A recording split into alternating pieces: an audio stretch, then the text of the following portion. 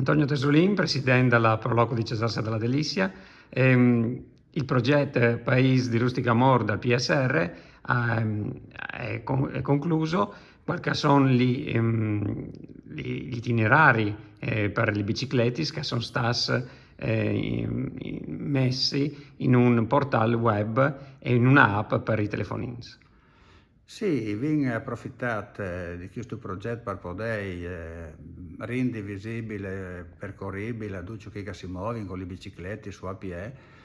i luoghi più perduti, che erano dismentiati, ecco, che erano fuori dalla grande mobilità, di conseguenza in cui uno si muoveva con difficoltà, e infatti in maniera che fosse possibile che tutti che si avvicinino, che vengono qui a fare una visita turistica con voi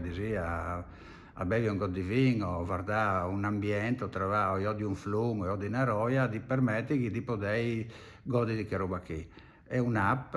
abbastanza tecnologica, di conseguenza ha le sue funzioni tutte integrate.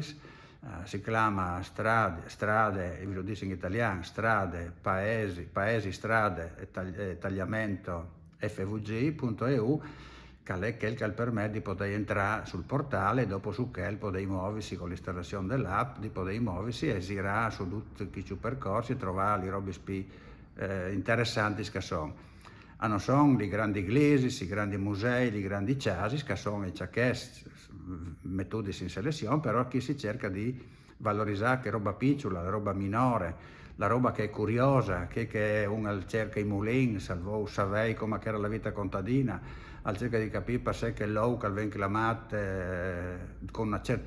certo toponimo, e lì si cerca di spiegare queste che sono tutte queste caratteristiche e quant'altro. Un lavoro BL che valorizza la nostra provincia e che dico sicuramente sarà una roba che verrà tanto apprezzata e tanto usata.